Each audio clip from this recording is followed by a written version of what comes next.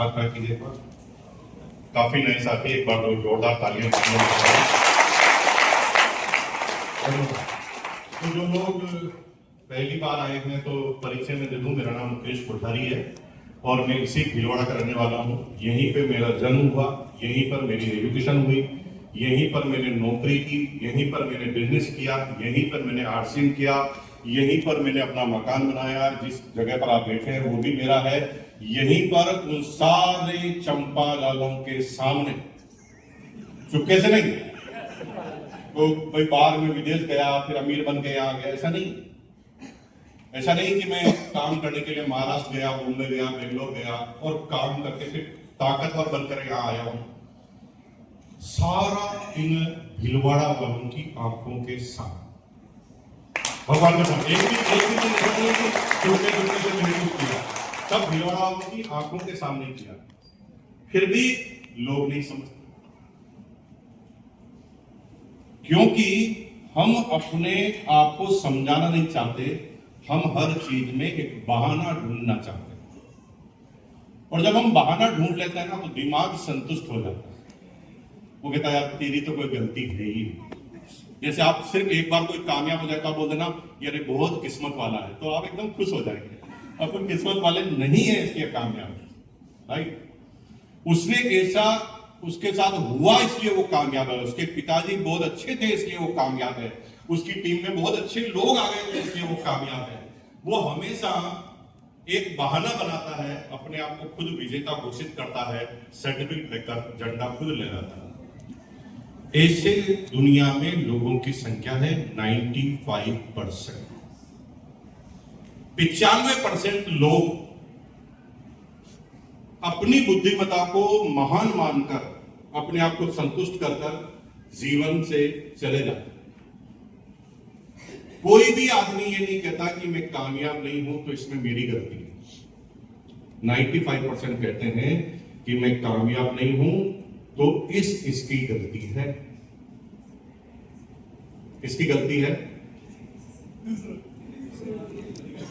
मैं कामयाब नहीं हूं तो गलती यह है कि मैं गरीब खानदान में जन्म लिया। मैं कामयाब नहीं हूं तो इसलिए कि मेरे पिताजी गरीब थे, मुझे पढ़ाई कराई नहीं। मैं कामयाब नहीं हूं तो पिताजी ने पैसे दिए नहीं तो दुकान लगाई नहीं, इसलिए कामयाब नहीं। मैं कामयाब इसलिए नहीं हूं कि शादी के बाद बीवी ठीक नहीं मिली। मैं कामयाब नहीं हूं क्योंकि पति ठीक नहीं था। मैं कामयाब नहीं हूं क्योंकि विधायक हर बार गलत आ रहा है। मैं मतलब इतने बहाने, भाई साहब तो मैं इतनी बातें करना नहीं चाहता, आप तो बहानों के सरदार हैं, जैसे इतने सारे बहाने बना ही लेते हैं। तो इतनी बातें मुझे ज्यादा नहीं करनी आपकी, क्योंकि आप अपनी आत्मा से पूछिए कि आप अगर कामयाब नहीं हैं तो इसके पीछे मूल कारण क्या है? मूल कारण है देखते हुए आंखें मूंद लेना। आपकी आंखों के सामने सब चीजें हो रही है लेकिन उस समय आप नहीं समझ रहे हैं, लेकिन जब वो कामयाबी की तरफ जाती है तो हम कहते हैं ओ मैं तो चूक गया। ये भीलवाड़ा है ना, इसको डेवलप होते हुए देखा। मेरी एज 51 है। छोटा था तो काशीपुरी में रहता था और काशीपुरी से रेलवे स्टेशन की दूरी है 1.5 किलोमीटर। इसके बीच में भी खाली जगह आती है। रामधाम के पीछे जंगल कहते थे कि जंगल, हम बोर तोड़ने जाते थे, कोई कॉलोनी नहीं थी। तो वो जो जमीन थी ना 20,000 रुपए बीघा, 15,000 रुपए बीघा। भगवान कसम आपके बाप दादाओं के पास 10-20 हजार रुपए तो ले ही सकते थे वो इधर उधर से करके हटे, लेकिन उन्होंने समझा, दुनिया को बढ़ते हुए समझा। जैसे शरीर की प्रोग्रेस होती है, जब छोटे होते हैं तो निक्कर हमारी छोटी होती है, फिर बड़े होते हैं तो निक्कर बड़ी होती है, शरीर से हम बाहर निकलते हैं ना धीरे धीरे। उसी तरह पूरी दुनिया का नियम है, दुनिया बाहर निकलती है। जैसे जैसे प्रोग्रेस होती है दुनिया बाहर निकलती है। तो कुछ लोग जब वो 20,000 रुपए बीघा में जमीन मिल रही थी तो कुछ लोगों ने कहा यार ये भीलवाड़ा तो बाहर निकलेगा ही, धीरे धीरे ही सही, किस्मत खराब हुई तो और सही, कम, लेकिन निकलेगा जरूर। अगर ये भीलवाड़ा हर साल 500 मीटर भी बाहर निकलता है। तो रेलवे स्टेशन से 500 मीटर गिनते जाओ हर एक साल में, तो इतना तो भिलवाड़ा बाहर निकलेगा। और ये जमीन जिस दिन भिलवाड़ा के अंदर आ जाएगी, मैं करोड़पति हो जाऊंगा।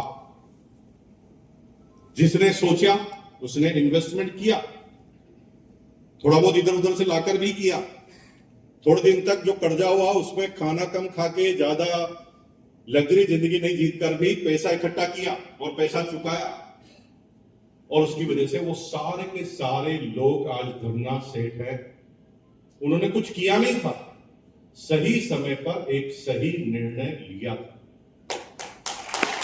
कोई अनोखा काम नहीं किया, कोई अनोखा काम नहीं किया, कोई ऐसा काम नहीं किया जो चमत्कारिक था कि उसकी किस्मत चल। एक दादाजी ले रहे थे तो एक दादाजी रोक रहे थे। एक दादाजी कह रहे ओ इतनी दूर काकड़ में लेके क्या करें,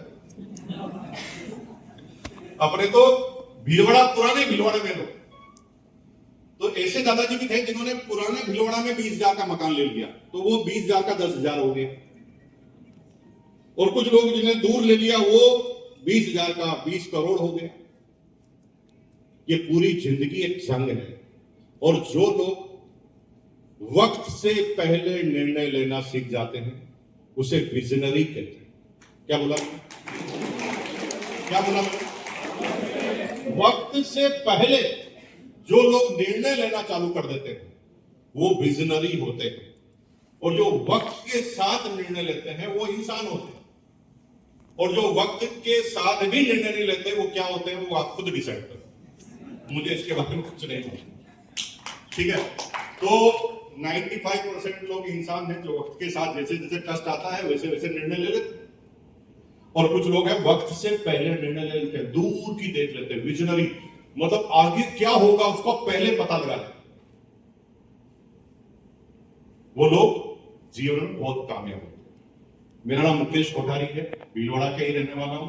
जैसा मैंने आपको बताया, आज के 25 साल पहले यही अपॉर्चुनिटी जिसकी मीटिंग आप आए थे, मैं भी आया था। 50 आदमी थे, 50 आदमी थे, और 50 में से 49 लोगों ने मुझे बहुत रोकने की कोशिश की। वो कहा भैया ये जोड़ना पड़ेगा, दौड़ना पड़ेगा, फिर कोई करेगा कि नहीं करेगा, तेरी चेन चलेगी कि नहीं चलेगी, ऐसी कई बातें मुझे भी बोली। लेकिन मैं कोई भी बात बोलता था तो उसे तुरंत नहीं जाने देता था दिमाग में। पहले अपने चाय छलनी होती ना, वैसे छलनी लगा लेता था कि यार इसमें से मुझे लेना क्या है, इसकी बात में आंख मीच कर क्यों विश्वास कर लूं। और केवल ये गुण आ जाए ना आपके अंदर, तो आप जीवन में कभी डिफीट ही नहीं खाएंगे, कभी माइनस में जाएंगे नहीं। हम क्या करते हैं, सारी बातें ले लेते हैं सामने वाले। एक बार हम किसी को अगर गुरु मान लेते हैं तो फिर उसकी आंखें मीचकर सारी बात ले, और यही सारी गड़बड़ हो रही है। गुरुजी बहुत अच्छे हैं, गुरुजी बहुत अच्छा काम करते हैं, लेकिन गुरुजी तो दारू भी पीते हैं।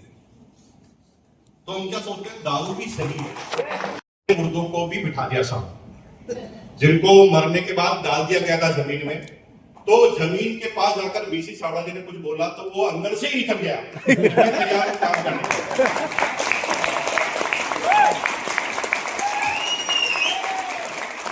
उनके पास वो अनुभव है, उस अनुभव के आधार पर जब वो जिस एंगल से सामने वाला समझना चाहता है उस एंगल से समझाने की ताकत है। इसलिए आज पूरे हिंदुस्तान में ये पूरी डाउनलाइन पूरे हिंदुस्तान में आपको दिख रही है, वो सारी बीसी सर की है। बीसी सर इसलिए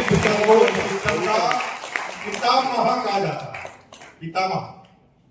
आरसीएम के पितामह अगर कोई है तो बीसी सर है, और बीसी सर अगर यहां पर है और उनको हम न सुने तो जो लोग जगह में जो अपने